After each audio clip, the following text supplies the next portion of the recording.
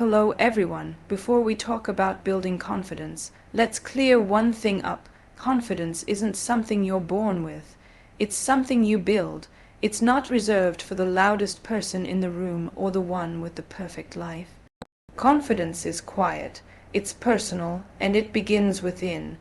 In my journey, from a small town girl in India to a global stage, I've learned that true confidence doesn't come from fame, beauty, or success. It comes from knowing who you are, accepting it fully, and showing up anyway. Flaws, failures, and all. Today, I want to share with you some lessons that helped me discover the power of confidence within myself. And I hope they help you light that fire within you too. Let me start by saying this acceptance is the birthplace of real confidence. And I mean real, not the kind that's all gloss and filters. Not the one that needs applause to feel valid. I'm talking about that deep, unshakable belief that says, I am enough. I may not be perfect, but I am still powerful. We live in a world that constantly reminds us of what we're not skinny enough, and not successful enough, and not this, not that. But here's the truth. The moment you decide to stop chasing perfection and start embracing who you truly are, that's when confidence begins to bloom. I've had my fair share of insecurities about my skin color, my accent, my body, my place in the world. And for a long time, I tried to fit in. I tried to be what others wanted me to be, but it was exhausting, and it wasn't me. Then one day, I flipped the script. I looked at myself and said, this is who I am. These are my roots, my flaws, my dreams, my strength. And when I did that, something shifted. I stopped shrinking myself. I stopped apologizing for taking up space. And suddenly, I didn't need anyone's validation. I had my own. When you accept yourself, you stop comparing. You stop competing. You just become, and that's where true confidence lies. In your ability to stand tall in your truth, flaws and all. So my advice, hug your weirdness, own your scars, laugh loud, speak your mind, and wear your identity like a crown. Because the moment you accept yourself fully, the world starts catching up. And trust me, there's nothing more powerful than a person who knows who they are and loves it. Let me be real with you. Your voice is your superpower. It's not just about the words you speak, it's about the truth behind them. It's your story, your perspective, your strength. And don't let anyone convince you otherwise. Your voice matters. Use it. For a long time, I struggled with this. There were moments I stayed silent because I didn't want to make people uncomfortable. I didn't want to be too much. But here's the thing. Playing small doesn't serve the world. And it definitely doesn't serve you. The world doesn't need more people who stay quiet when they have something powerful to say.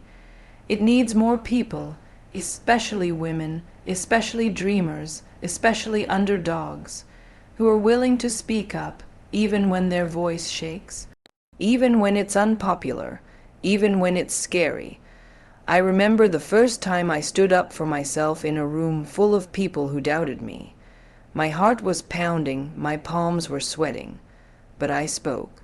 And in that moment I realized something life-changing. Using your voice isn't just about speaking. It's about believing that what you say matters. Your voice can challenge injustice. It can inspire change. It can comfort, uplift, empower. But most importantly, it can set you free. So whether you're standing on a stage, in a boardroom, or just in front of the mirror, speak your truth, ask the question, share the idea, say no when you need to, say yes when it's right for you. You don't need to be the loudest in the room. You just need to be authentic. And once you start using your voice with intention and purpose, you'll be amazed at how the world starts listening. Because, darling, when you speak from the heart, you echo beyond the room. Let me tell you a secret. Confidence isn't something you wait around to feel. It's something you build, and you build it through action, not by chasing perfection. So many of us are stuck in this trap where we think we have to be flawless before we take the first step. We wait for the perfect timing, the perfect look, the perfect plan. But confidence doesn't come from perfection. It comes from progress. I've learned this the hard way. The first time I stepped in front of a camera, I was unsure. The first time I stood on a global stage, I wasn't fully ready. But I did it anyway. And with each step, no matter how shaky, I grew a little stronger. I didn't need to be perfect. I just needed to start, taking action even when you're afraid, even when you're messy. That's where the magic happens. That's where you learn what you're capable of. You fall, sure. You make mistakes, but you also discover that you can rise, that you can evolve, and that is confidence. Perfection is a moving target.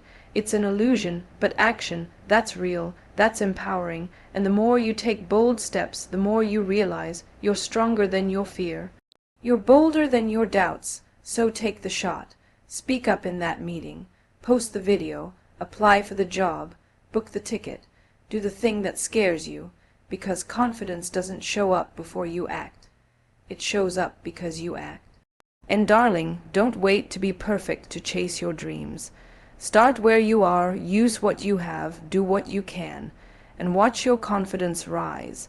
Not because you're flawless, but because you're fearless enough to begin. Let's have an honest moment. Comparison is one of the quickest ways to drain your confidence, and yet we all do it.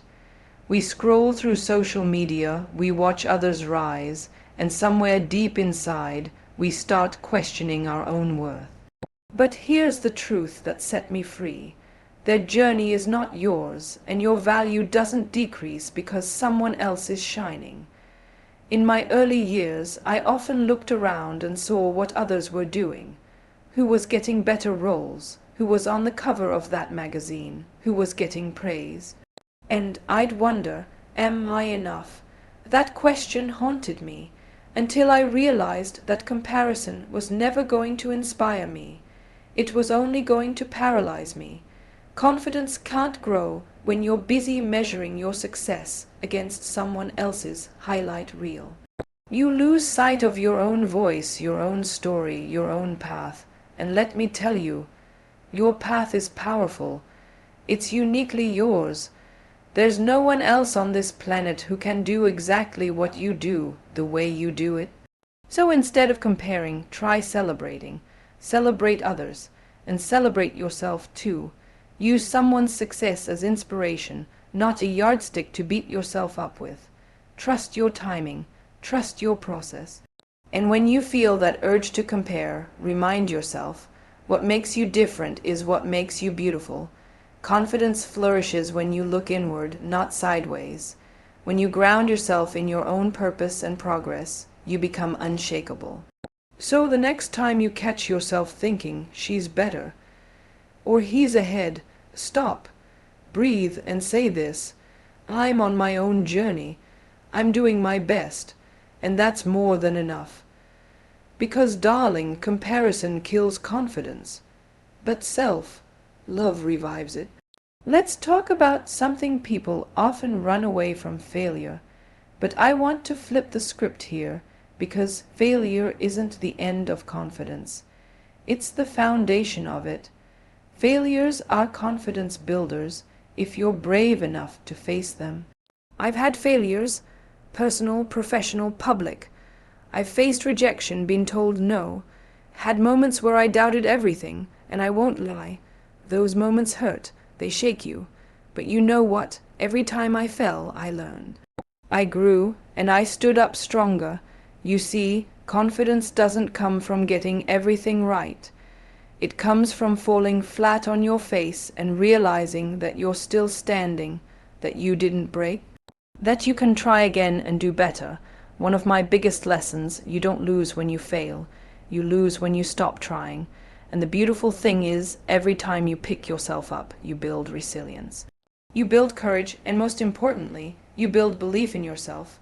People often think confidence is about never messing up. No, true confidence is about knowing that even when things go wrong, you've got you. That you'll find a way through, so embrace your failures, study them. Don't bury them under shame, wear them like battle scars. Because they show you dared, you risked. You lived fully. Let every no fuel your next move. Let every mistake remind you that you're learning, because the road to confidence is paved with setbacks. And every time you stumble but keep going, you become unshakably confident.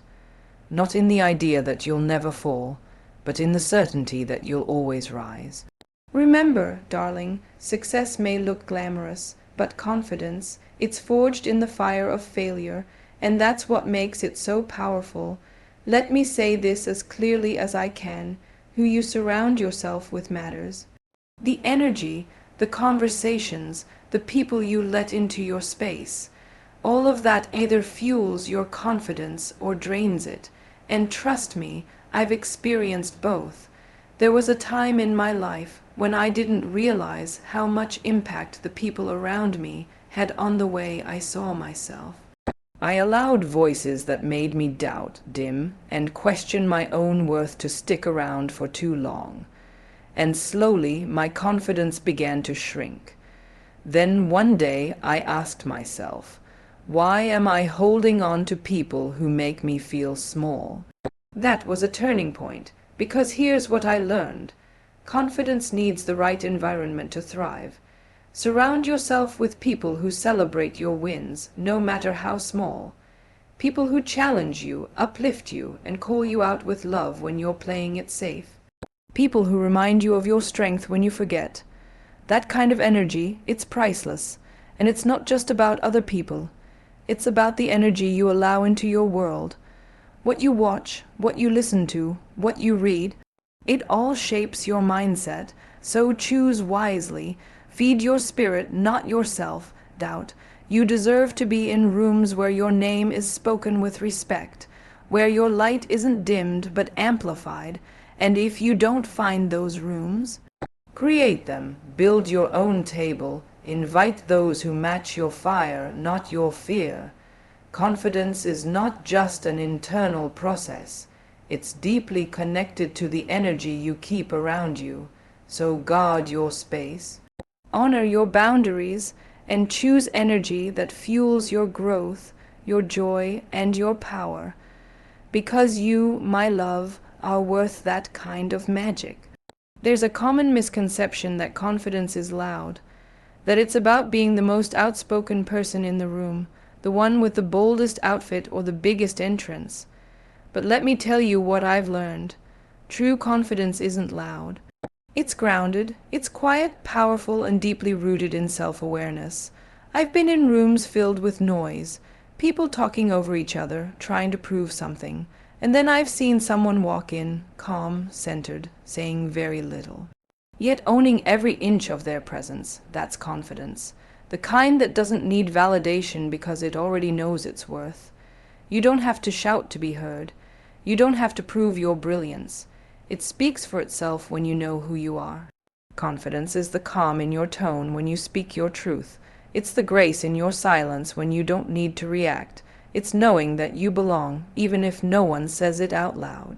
When you're grounded in your values, your voice, your purpose, you don't need to seek approval in every room you walk into. You become the anchor, not the wave. I've had moments in my life where I confused being loud with being strong. But strength isn't always about volume. It's about presence and confidence. It shows up in how you carry yourself, not how much noise you make. So don't worry about being the loudest. Be the most authentic. Be the most aware. Be the most grounded. That kind of confidence doesn't fade. It doesn't falter. It lasts. And the beautiful part, you don't need to chase it. You just need to stand still in who you are and let the world adjust to your frequency. Let's get one thing straight. Your story is your power, not just the glamorous parts, not just the highlight reel, but all of it. The messy chapters, the awkward phases, the failures, the heartbreaks, the triumphs. You have to own it. Flaws and all. For the longest time, I felt pressure to fit into a version of perfection that wasn't even real. I was trying to be what the world expected, polished, composed, always on. But that version of me wasn't whole. It wasn't free, and it definitely wasn't confident. Then I realized something. The moment you embrace your story in its raw, unfiltered truth, you stop running, you stop hiding, and you start owning who you are, with pride. Confidence isn't about pretending to have it all together. It's about saying, this is me, I've been through things, I've grown, I'm still learning, and I'm proud of every piece of it.